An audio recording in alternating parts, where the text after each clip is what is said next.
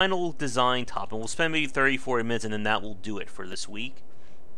And that it goes to a Gamasutra piece about choice overload in video games and how to avoid it.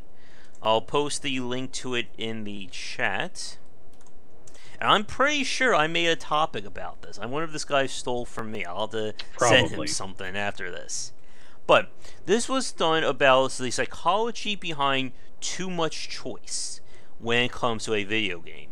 And his too long didn't read version is that too much choice can lead to dissatisfaction. Wow, I can't talk. Being dissatisfied with or avoidance of choice. Excessive choice should be particularly avoided with game and genre newcomers. Choice overload seems to start kicking in when there are more than 7 options. Experienced players may not suffer from choice overload.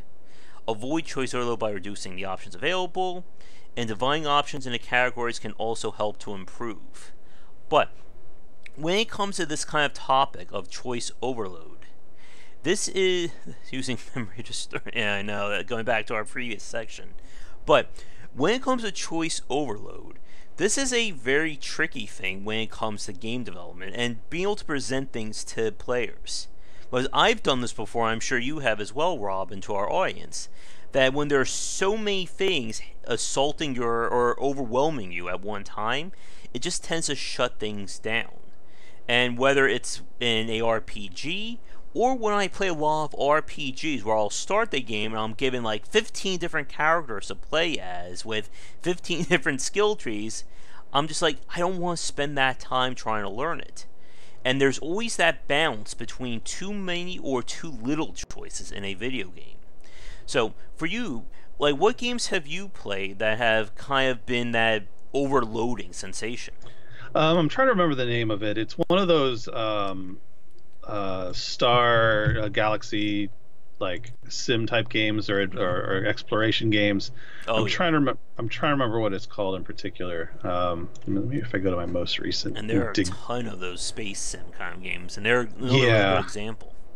Yeah, because I play a lot of games as you know that come with a ton of options right off the bat. You know, you're overwhelmed right out of the gate. And so when I feel like when I get overloaded, I mean that's saying something, because it's a little bit almost annoying. I'm sorry, I'm looking off screen here because I'm trying to find which game it was. Kind of hate that it puts all the purchase ones in my recent as well. But gosh, could you just name one and then that's probably it? Evocrom Mercenary. That 3030 Death War game that I played. Yeah, there's dozens of them. There's too many. Yeah. But like I ran across another one that actually fell into this category for me, and I know it's a favorite game of a lot of people. I mean, people love this game, and I understand why. And so it was a little irritating to me right at first, and it may have been like the tutorial wasn't quite what I was hoping for, but it was I just ran across it, and now I'm forgetting already. Kerbal. Kerbal Space. Like that one, it's too much right out of the gate to try and figure out. But a lot of these space civilization type games also like not only just pick your character, right? Pick your class, pick your spaceship, pick your background, your what you're going for, and like what sector of this immense universe are you going to be inhabiting right away, and all of this stuff before you even get out the gate in terms of starting the game. Like that stuff it's annoying, and at the same time, like I know as a game fan that if I'm interested, I will figure all that stuff out if I'm interested enough. So for things like Kerbal Space Program, like I know that enough people are totally interested to learn it, and I was at that point for a little bit, and then I realized, wait, there's other games that I just like the genre better, and I'm gonna leave this now. It's Star Citizen, exactly. Start with pick your price tier. Are you willing to put in $10,000 into this game? If not, you should leave now. Oh, good. Now Rob is going after the Star Citizens fans. In the previous one, we made fun of the Undertale people. There we go. Let's get all the fandom. Let's make fun of Rick and Morty and Steven Universe next. Let's just get everybody in here. That's driving people to your channel. Let me put that on my YouTube presentation. Make fun of all the very best, all the worst fan bases. That will get people interested. But yeah, back on topic. Jeff Vogue did a piece on Gamasutra a few months ago about Pillars of Eternity. And for what you just said there, Rob, that it starts at game one when you have to pick your character, your entire party, every skill you're going to use, what's your profession, what part of the country or part of the world you're in, what's your nationality, what's your gender, are you a vegan or a meat eater, or anything like that. And these are all choices that you are defining your character for the next 50 to 100 hours, and you're doing this before you've even clicked a character to tell him to move. And it's just way too much. I mean, for those of you who are longer time fans of Game Wisdom, I did a video on Pillars of Eternity like I think it was like a year, maybe 2 years ago, and I had no idea what the hell I was doing in that game, and it just turned me off. Because for a lot of these games, you're making decisions that you could be screwing your character up in the first minute of play that won't... you'll have those reverberations 15 to 20 hours down the line. You're stuck at a boss, but you didn't put enough points into your ice magic specialization, so now you can't get the ice skill you need, and you have anything else, so game over. Yep. Yeah. And as Dragon says, yeah, choice truly matters, and that's great, but you have to be able to present it in a way that you're not overwhelming the player. And we've talked about this before with the importance of effective pacing, because I think that's a major point about choice. And it's one thing that I think, despite what we say about mobile and free-to-play games, they know how to pace their games out. They do it in a way, the best ones do, to make sure that you are not overwhelmed at the start. That you are given just enough of that carrot on a stick to get you hooked, and then they give you all those choices. Now, of course, they also do that with monetization, but that's its own topic. But the point is that it's very easy to get into these games when they're presented in a way that it walks you through. And that, of course, is the million-dollar question there, Nizam. How would you balance the choices? And there are a lot of discussions on this, but I'll turn things over to you, Rob. Well, I mean, I was just going to say that as much as I would say about those, like the Space Game and even Kerbal Space Program, like there are games out there that I'm interested in that have just as many choices up front, that are just as, overwhelming at the outset, that I'm willing to put the time into. Dwarf Fortress being one of the most infamous. Yeah. Its learning curve is so steep that it's just disgusting, and the amount of time you have to put into preparing is nuts, and preparing wrong can get you like 10-20 hours down the road, but you're inevitably going to die, so you've basically spent all this time learning a lesson that you have to use to start over again. And yeah, that's absolutely true, Lagordo. If it's in your genre, baseball simulator, called baseball simulator, what is it called? Out of the Park Baseball, sorry. That's another one of those games. I'm interested enough to learn and dig deep, but when you look at it, it's just a bunch of spreadsheets with a million different things to do, and you have no idea where to start. Or how one change affects the outcome of a game. And because it's sports and randomness, like you could make the best change in the world to your lineup, and you won't see success for a long time just because of randomness. So, like, I am very willing to do this, and I know, like, even... And I'll use the game that I like to play casually. It's Sims 3 or Sims 4. Like, you are given a lot of options. Off of that. Yes. Like, you have to, like, before you can start playing, you customize your person. I suppose you can just pick one of the random sets of families they already have. But if you're gonna make your person, you have to make them from scratch. The physical appearance, their characteristics, what they want out of life. Then you got to pick where you're going to live and what kind of furniture you have and all that stuff. And then you can start the game, although some might say the game has already started. Planet Coaster is another one of those things. Like, you're given way too many options off the bat for all of these things I'm talking about. And Josh, I'm sure you have the same Uh-huh. experience with a million different games that you love. But like, yeah, it's people's pain points. Like you can't Mm-hmm. design for everybody's pain points. Yep. It's just so yeah. I'll let you go on about some of the games that you like that are good examples here. Yeah. And both Zim and Ogoro have really good points there, or two really good topics I want to touch on. With Ogoro first, about depends on the genre or game. That is, of course, a major point about this kind of choice overload. That, and as the article says, expert players, we've put in our hours. We know, we've jumped through the hoops. We know how things work. The ARPG genre. I mean, how many hours have I spent playing Grim Dawn, Torchlight, Diablo 3, Diablo 2, and so on and so forth? And there's a lot that goes into building up your character, what gear to get, what skills to specialize in.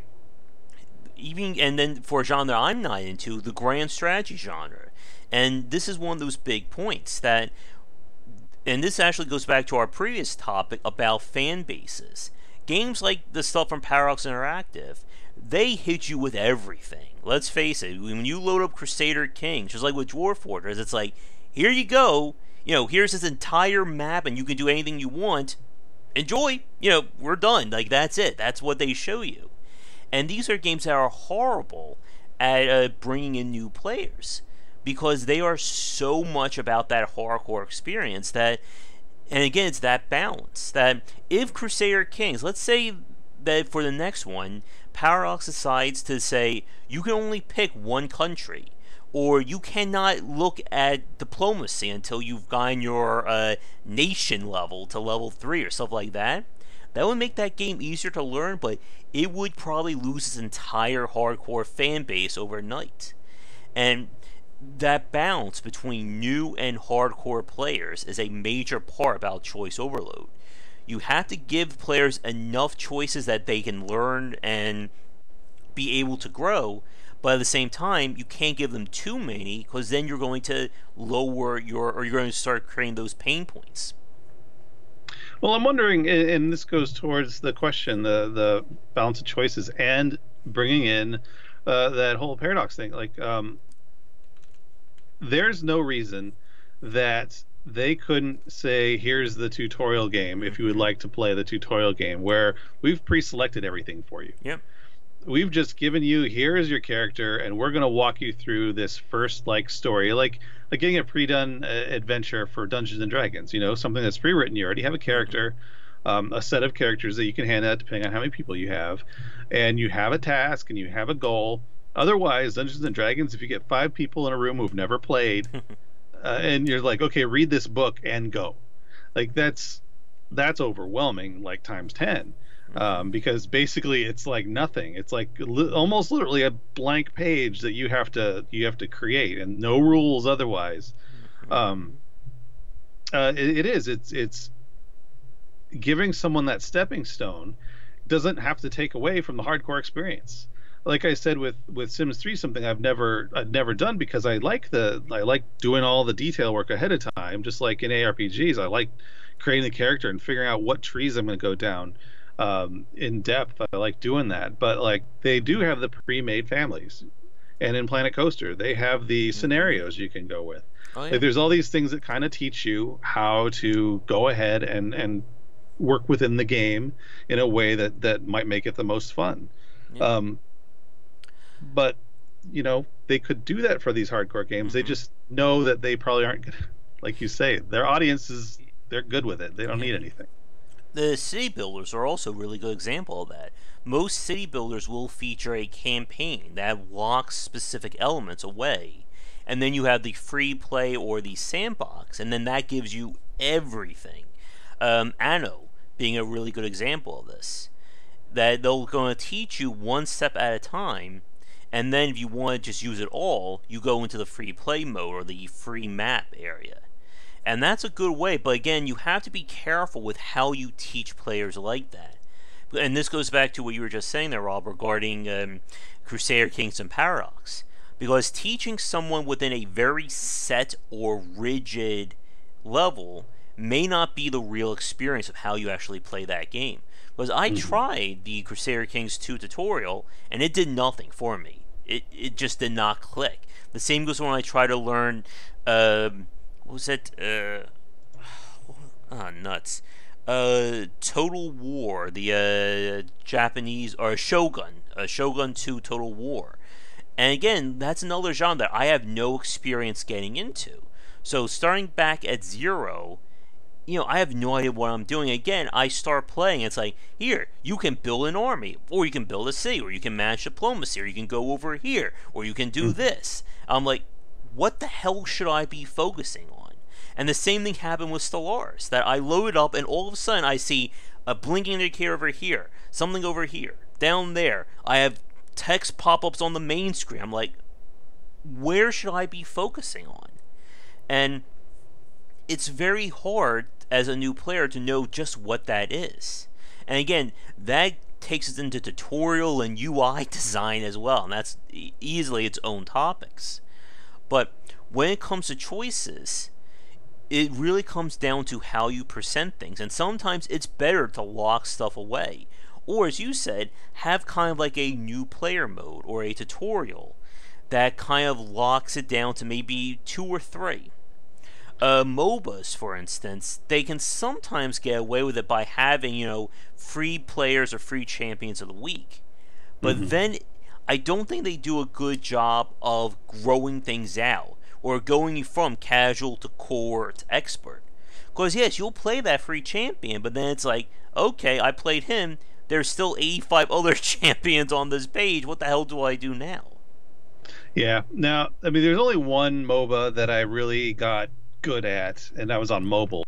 A mobile MOBA. Yes, that's all I got for that. No, that I did. I played all the free ones until I had played all the heroes, and I got very good at the vast majority of them. But then I go into Dota. Now, Dota, you can play with any of them, like just right off the bat, whomever you want. But there's 110, 20 now. I don't know how many they have these days. I like watching it, and I'm kind of understanding a lot of the details now, but it is. You walk in, you open that page, and it has a tutorial, but the tutorial is so shallow that once you're done with the tutorial, you're like, I didn't learn anything. Yep. You really have to depend on fan base doing the documentation for you. Narrative choices. Oh, that's a good topic. That's a good way to divert. But I'll let you kick that one off if you want, Josh. But like, as with these MOBA games, like, there's too many choices, and each character requires dozens and dozens of hours of gameplay to get reasonable at. Yep. Let alone 110 or whatever they're at now. It's disgusting. It's disgusting. But I love them at the same time. And what you just said there, Robert, going to the tutorial, is another really good point, or how the game can fail to teach you. It's the same thing that I see in the strategy genre, especially the fighting genre. Like, in the back of my mind, I've been wanting to play Street Fighter V. It looks like a very interesting game. It looks like it's a deep game. But the game doesn't do a good job in terms of teaching you. The same goes for StarCraft. Like, you play the entire campaign of StarCraft, that does nothing for you in terms of playing that multiplayer, because they are basically two different games.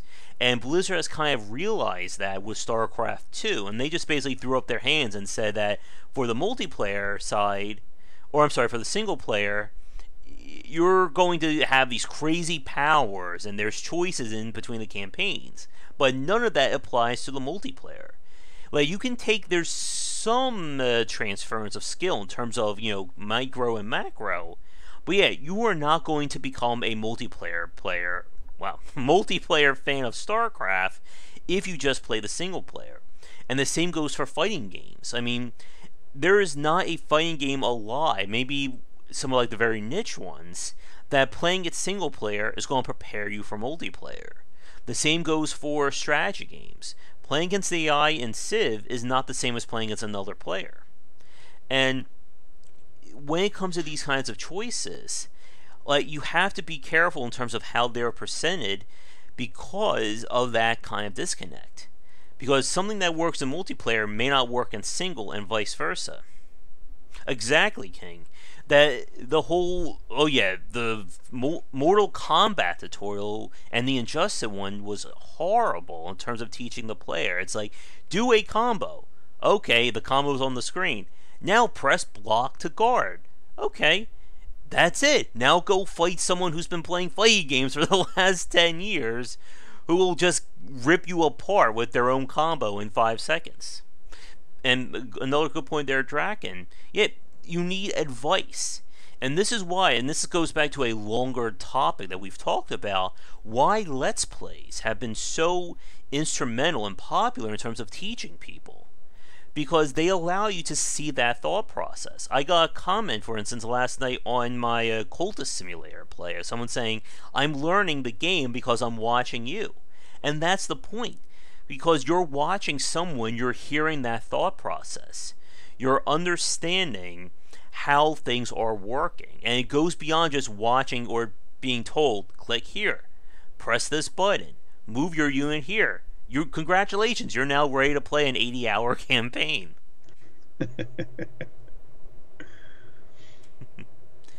But again, you have to balance this kind of information because a new player doesn't want to be given 50 choices. But I guess this is, and we'll go back to Zam's question in a second. But there's also the issue of having too little choices. If your tutorial, as I just said, is so rigid that it's just basically like a guided tour, you're not really learning how the game works that way. You're learning how to follow instructions, but that's about it. What do you think about that, Rob? You nailed it. Like, yeah, you're learning how to follow instructions, and that's it. Like do the combo, right? Okay, well, where's my real world scenario? Like, yeah, I can throw a fireball now. Okay, so when is a good time to do that? Like, when, like, you get pitted against someone who's been playing for 10 years. I mean, that's the kind of extreme. There's nothing you can learn to do that, to prepare you for that. But just another human being who might have some familiarity with the game. As soon as they jump, you're like, well, that fireball idea is out the window. I can't shoot it if they're moving. And if I'm blocking, well, that doesn't guard against half the attacks. Like, you need to learn, like, okay, well, this is good for ground game, this is good for aerial combat, this is a time to attack, this is a time to defend. Like, those are basics, and they are advice. And I do think that the question of advice is interesting, especially your answer in the Let's Plays. Like, that's perfect, because I feel like advice requires some very high level of AI. Otherwise, the advice is just like in Civilization or something like that, where one of the leaders pops on the screen and offers you advice. You're like, well, that doesn't help me at all right now. Or it's just useless because I already know that simplistic piece of information. But yeah, it is. You got to go out and work with the fans there for advice. I think that's the best thing to do. But unless you're guided in that direction, a newcomer has no idea. Yep, and again, there's a difference between telling someone to do X, Y, and Z and guiding them to do it as well. And this goes back to what we were saying in terms of the ARPG genre. This is why, like, for instance, Diablo 3 is really good at pacing out skills and choices of the player. You start out with your starting classes. Okay, I pick Barbarian, I pick Crusader. Okay. I have no skills. I just have a basic attack, and that's it. I level up. Okay, I unlock my first skill. Now I can play with that until I level up again. Okay, I unlocked another skill. I can play with that. At level 10, we get the runes that you can apply. But the point is, it's being throughout that level 1 to probably level, I think it goes up to 60 in terms of new skills, or at least up until the expansion. I am being given something new that's going to be added to my routine with each new level. So the amount of choices I have are expanded upon. Even Diablo 2 did this as well. That you level up, you have a choice of 3 skills, 1 from each skill tree. Okay? That's it. And then I start to build things out. But being able to present that information in a way that's guiding the player and giving them a chance to try it out is a very vital part of pacing. And yeah, exactly, King. What you just said there, I don't even know what that is. But I am sure that is very, very important. But again, what fighting game teaches players that? Like I said, Skullgirls had one of the best fighting game tutorials out there. It started to teach you about how canceling works, how these different combos go, and that's great. And yet, more games need that. And as you said, Rob, you really need to ask the fans as to where people are struggling and then build your tutorials around that. Oh, you talking about that fighting game? I'm not even going to ask, or I'm not even going to be able to give any feedback on that. But yeah, again, you have to figure out just where these pain points are and figure out how to mitigate that. And you have to do it in a way that's accommodating for both new and existing players. Yeah, going back to the choice thing. If like I'm thinking about Titan Quest in particular. I mean, with oh god, what is it? Grim Dawn. I'm blanking. Grim Dawn. The fact that you get your one specialty right away, and then, or is it after level 1, and then at level 8 you get your second one. Like, that's nice. And even in Torchlight, it's like, or Dungeons and Dragons in general, like, you get that skill point, you can apply it to one of a few things. You know, you got like maybe 6 options, and it grows over time. But you can't just like, I want to do of my 60 spells I have access to, I can put it in whatever. No, you can put it in like 5. And then that 5 will eventually turn to 10 and then 15. That growth is nice. And that bringing that up was I like that. Yeah, exactly. It's better to introduce choices slowly than is to give everything at once.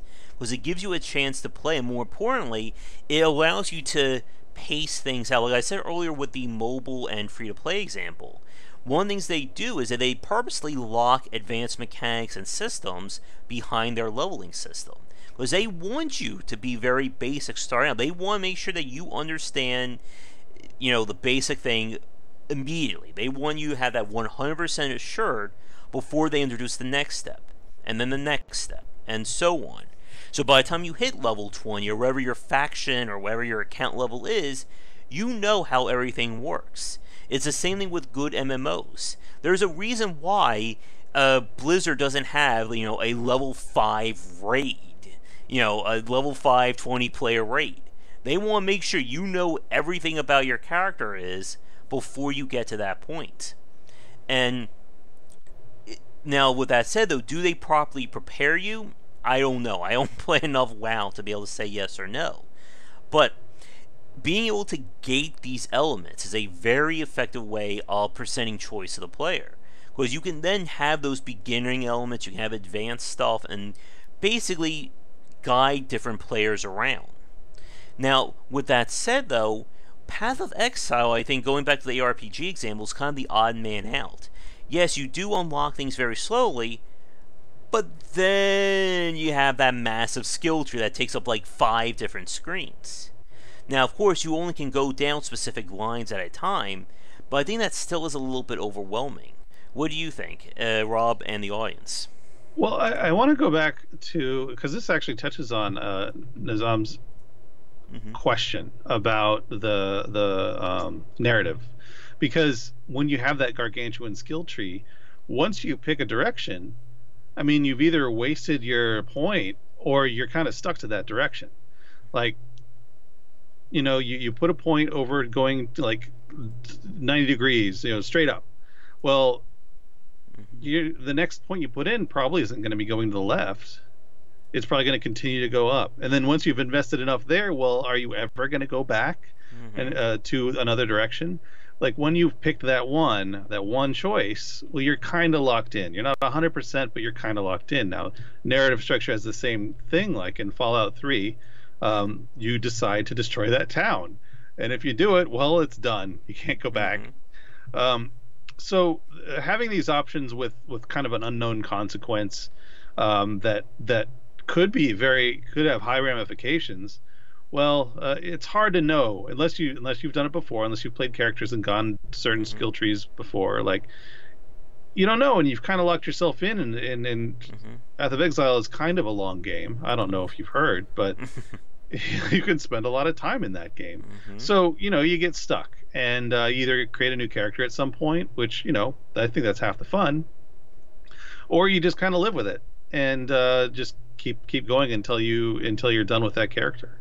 Mm-hmm. And now, as Laura said, respec options is another major part. But I think for a newcomer, it's more about the perception of choice rather than what they're able to do with it. Because a new player is not going to be thinking about respecing 10 to 15 hours. They're going to be thinking, oh my god, there's 800 choices on this page, what the hell am I supposed to do? And again, it all comes back to presenting these options in a way that is appealing. Now, going back to Nizam's point, or his question about narrative choice, that I think is its own specific niche, but it's still a very important one. About that idea of, you know, who do you save? What do you do? How does it create those permutations going down the line? As you just said with Fallout 3, the whole idea of nuking the town or leaving it alone. You have to be careful, especially in these kinds of games, in terms of how important are these choices. It goes back, I think, to what we were saying earlier with RPGs. That idea of, you know, am I making a choice in the first minute that's going to come back to bite me 80 hours down the line? And you have to be careful, I think. Let me see. Yeah. Yeah, like, you should be able to give, like, that kind of thing. Like, be able to go back and look at things as well. But when it comes to, like, a narrative choice, I think one thing, you have to make sure that players know that this is a serious point. Like, for instance, when we talk about Vampire, it always lets you have that little Y symbol that you know when you're making a hard choice, or you're making a choice that's not going to be able to walk back on. But you also have to present it in a way that the player knows, like, what are the outcomes, even if it's just a cursory glance of what those outcomes are. Like, so-and-so is not going to sell to me anymore, or this power is now out, but maybe I'll get this one instead. Yeah, and there is something to be said for the blind choice that you can rediscover later, like if you wanted another playthrough. And I totally forgot about the respec. I'm so used to Torchlight, which does not come with a respec. You can take back the last 3 skill points you chose, and that is it. That's why I like mods. But yeah, the rolling it back. Sometimes sometimes I like the kind of randomness that it can take you on, kind of a nice a nice little twist on the story. But you know, you're playing for a long time, you might want to play it the way you want to play it and know the outcomes ahead of time. So it's, I don't know, that's a tough one. From a narrative standpoint, I can understand not wanting to give away anything, but from a game player standpoint, I don't want to have my time wasted. So and I think some games do it well. They actually show you, like, the narrative tree. It says, you know, okay, you made this choice here that then takes you up this path, but these players went down here, and then they're going to go here, and you can kind of track things and then maybe go back and change them down the line. Now, another thing about choice also, and this goes back to what we talked about with false choices and if a choice is either too good or too bad, I think that may be a little bit, that could be its own topic, and we're approaching 2 hours in, so I think we don't want to go too far into that one. But to begin to wrap things up, I guess, for choice overload, again, you have to be able to present things in a way that it's able to guide new players without hurting hardcore. An example that a lot of people talk about is something like Plants vs. Zombies, that again does a really good job in terms of pacing. Yeah. And of course, you need to have, like, those fair warnings, or let people know that, hey, you put a point in here, this is permanent. You know, take a chance, take a second and think about it. And yeah, exactly. And, like, being able to guide the player around all these choices is a very expert level, or it's a master craft or master craftsman level of game design. Being able to show, okay, I'm going to present my game like this so that you know that these are the beginning options, these are the advanced ones, and the game is set to accommodate everybody. But think with that, I know the heat is starting to get to me. I'm running out of things to talk about. I guess, do you have any final thoughts about choice overload? I guess I do. I guess from my own perspective, I don't mind choice overload. I do like the option of referencing something like a template, a pre-made character or Yeah. whatever. I like that reference point. As a gamer, I know that the internet exists and I can go find all the information I want on a game that's relatively popular. So I feel like yes, per what the article says, advanced players and expert players, we're set. We don't have to worry about it. This is for the newcomers, and I do feel bad for a newcomer that decides to jump into one of these advanced games with just ridiculously high learning curves. A new 'Cause player joining League of Legends, for instance. yes, because it could easily just turn you off and you're Yep. done. And suddenly you're not going to enjoy a lot of these games that have a lot of enjoyment to be had just because you played the one that was harder than the one you should have started out with. Yeah, and I think that is a good point, Rob, and one that's also mentioned in the article. That for games that have a lot of choices, you should always tell the player what's considered easy, medium, or advanced. There's one of the things I think a lot of people like about League of Legends and even Dota that says, okay, this is an advanced character, this is an easy character. And that, again, just giving a player a starting point can be so instrumental in getting them to stay around and learn. And same thing goes for fighting games. Like, for instance, when I look at a fighting game and they only tell you, what's an easy, medium, or hard character, like that kind of granularity you should tell the player about. It may not be, a narrative or may be considered a little too hokey for advanced players. But as someone who's brand new, it's kind of important to know that maybe I shouldn't pick this character who only like the top 5% of people who play the game actually know how it works. Mm-hmm. But I think with that, since we are getting a little bit late here, we'll wrap things up for this week's Game Wisdom Live. So, for the folks who are new, thank you so much. Yep, exactly, King. Yep, Ryu is a good example of that. But you need to be able to teach the player more than just how to throw a fireball. And again, we could get into tutorial design, but that's another 40-50 minutes. But let's wrap things up here. If you're new, thank you so much for tuning in. If you'd like to get in on this month's or July's Patreon rewards, including the thank you page and additional features, you only have like a day or so left before Patreon tallies things up. If you'd like to get this, get our talks ad-free and early and also uncut, you can become a VIP supporter over on patreon.com/GWBicer. We'll be back next week next Sunday around 3:30 EST for another discussion. And again, Rob, it was great hanging out with you this lovely pre-4th of July weekend. Yeah, definitely. Always a good time when I'm able to get myself on here. Yep. And if you're new and would like to join our Discord where we talk about game design topics, you'll find the link to that down below. And be sure to tune in for daily discussions on game design here and on Game Wisdom, where we examine the art and science of games. So that's it for now, folks. Have a great Sunday afternoon, and I'll see you guys tonight for our stream.